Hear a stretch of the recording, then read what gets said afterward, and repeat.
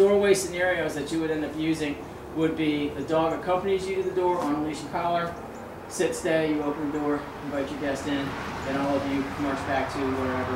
You cast the dog to the kennel location, kennel down, stay. Okay, you go about your business. Second scenario is you and the dog start to the door, you redirect the dog to his location, you go to the door, answer, so on and so forth. The third is the dog is A, already on the door or on the spot, or B, you take him to the door and direct him to the spot from the door. So that way. The one thing that we don't want dogs to do is we don't want them to covet that space. We don't want them to direct and control what happens at the door. And most dogs, they hear the doorbell, someone knocking, and they're like, wah, wah, wah, wah. We don't want that. We want that to act as a signal it means to retreat, right? So when we're going to the door, I thought maybe you would go to the door, but I guess not. We have a dog upstairs. We have a young German Shepherd puppy who just came in, and he's a bit of a hysterical. 16 weeks old, he does scream and scream and scream. But that's okay. He won't. So when we approach the door, I'm going to have you guys come over this way so you can see this. And I think I'll actually ask my husband to leave the door. What was that, honey? The puppy? Yeah. We're good. Am I doing the door? Yes, you're doing the door thing.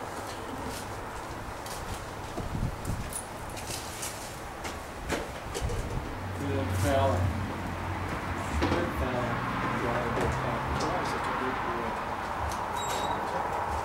Yeah, what else? Alright, so here I am watching TV on the computer, whatever. I have my dog. Quit. Quit. I have my dog. He's laying it down, stay at my feet. We're doing whatever. And then all of a sudden, someone knocks on the door. Who's that? Let the dog know something has happened. Use the same cue each time. Somebody's here, or whatever. You ready? Let's go.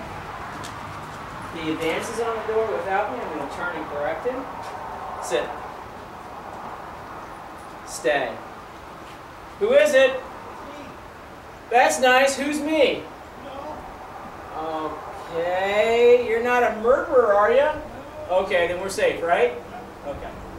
Open the door. Now you see how I position myself?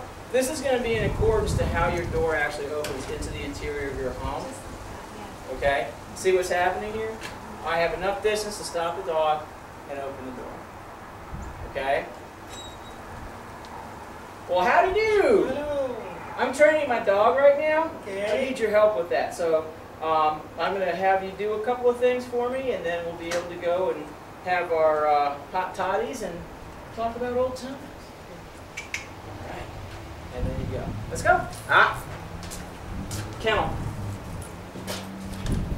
Down. Nope. Down. Stay. Come on in there, big feller. How you doing? Good, how are you? And here we go. So now, the dog is probably going to go, I want to see a stranger, I want to see a stranger, I want to see the stranger. He's still on a leash and collar. I can stop him and reinforce the stay. Good, good. After the dog is suitably calm and my guest is suitably calm, if you want the dog to greet the guest, great. You're prepared to do it. If you don't, there's no reason you have to. Here's the thing. People never listen to directions. So you really have to advocate for your dog. Okay? Please don't touch the dog. Please don't talk to the dog. Please don't look at the keys. Back fang.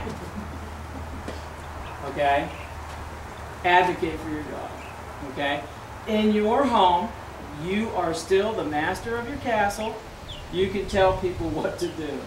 If they're not willing to cooperate, and if it's a relationship issue with a family member or something like that, for God's sake, just pick the dog away. Okay? And if they, give you a hard time about it, say, look, we're trying to accomplish this. His behaviors become untenable for us. Not everybody loves dogs as much as you do. And if they can't cooperate with that, then just take the dog, availability to the dog away from them entirely. I get it. Trust me, I know. Very dear friend of mine, soon-to-be business partner, cannot keep her hands off my dogs. Make sure I never let her see this video. Okay? And as a result, some of my dog's behavior and interactions with her are very inappropriate. And then she gets angry. And it's like, I've told you for 2.5 years, don't do that.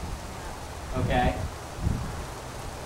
See how that works? You keep conditioning the dog into believing that this is acceptable behavior. Dogs aren't like us. They can't go, I can do it to you, I can't do it to you. I can do it to you, I can't do it to you. They're like, it's all or nothing. So if it's unacceptable behavior, and I tell everybody this, whoever has the least tolerance for the dog's behavior sets the tone for the rest of the household. So if person A doesn't mind roughhousing and jumping, but person B does, person B wins. Okay? If person A doesn't like licking, but person B doesn't mind it, person A wins. And basically, I personally am not an advocate for allowing dogs to lick. They sample. They sample everything. They sample rectums. They sample dead animals. They sample all kinds of stuff that I don't want on my skin. Okay? Like dogs, hate saliva, hate hair.